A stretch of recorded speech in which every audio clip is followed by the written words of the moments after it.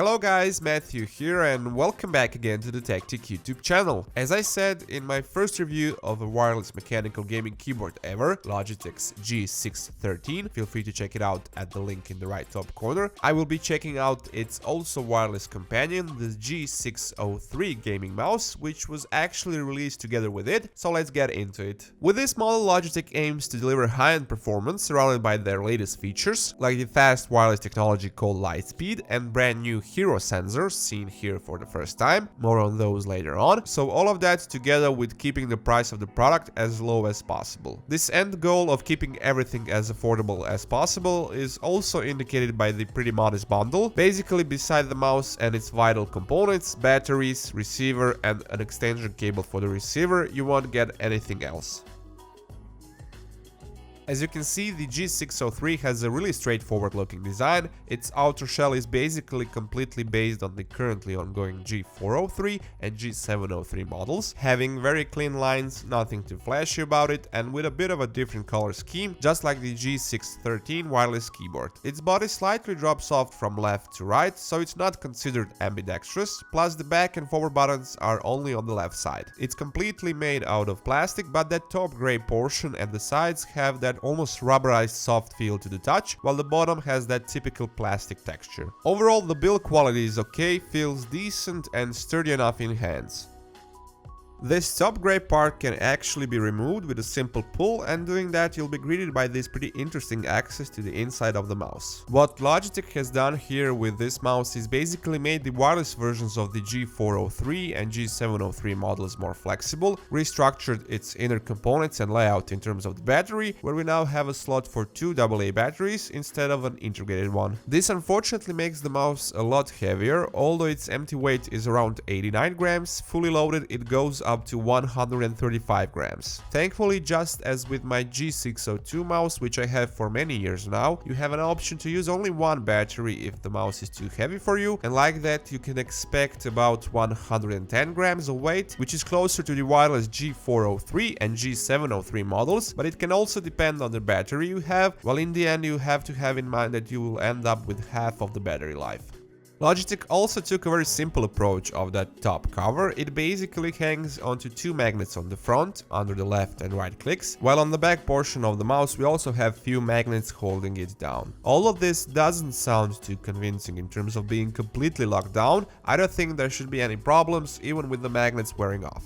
Due to it using regular AA batteries, they've ditched the cable completely, which is kinda bad because I would like to see it being powered over it as an option, and also with a possibility to have a rechargeable AA batteries so you can charge them over that same cable, just like it's done with other wireless mice that have integrated battery. That would probably bring the price of the product up, because then you will have to have an additional charging control module, port and a cable. It sounds good, but in practice it could lead to a scenario where a user puts a non-rechargeable battery in it, which can result in a potential hazard. That said, the main way of connecting it to your PC is using the 2.4 GHz wireless dongle, which can be stored underneath that cover in case you need to take it with you somewhere else. Besides being able to connect using that wireless dongle, the G603 also has a Bluetooth connection on disposal, so you can basically connect to any Bluetooth-enabled device, from notebook, smartphone to tablet. When it comes to ergonomics, just as with the G403, the G603 body shape is very approachable. The thumb side buttons have a great position, my thumb naturally goes just beneath them, they don't get in the way and are still very easy to reach thanks to their great angle and placement, so I don't need to reposition my hand in order to get to them. Left and right clicks are very distinct and with a clean line of separation between them thanks to this middle black section which goes way back and holds the scroll wheel and DPI switch button on it, although I wish they were positioned just a bit more to the front. The side buttons are also very tactile, maybe just a bit mushy, while the scroll wheel has a very distinguishable stepping, ripple texture around it and offers a decent amount of resistance. Finally, taking it for a spin and showing it some action, I had a chance to see how this Logitech's new Hero optical sensor performs. It's capable of doing anywhere from 200 to 1200 dpi, with minimal step being 50 dpi, and together with the Lightspeed wireless technology, it can work in high or low mode using the switch on the back. In high mode, it operates with a latency of as low as 1 millisecond, while in low mode it has 8 milliseconds of latency. That second mode delivers a longer battery life, while in practice I didn't feel any real and noticeable difference using it in that mode. Overall, use-wise, I was really pleased with this sensor. It was extremely accurate and with excellent tracking for a wireless mouse, with minimal acceleration and jitter, at least to my subjective observations. No troubles in signal reporting either, while the only gripe I had with it was the lift-off distance, which was a bit high. Although it's on the heavier side due to batteries, it glides really seamlessly and fast thanks to two big Teflon feet on the top and bottom, as well as around the sensor. Of course, using Logitech's gaming software utility, you can change the DPI settings for each of the 5 available steps for the on-the-fly DPI toggle switch, as well as change polling rate, set up different profiles and remap the keys, check your heat map, and of course check the battery level.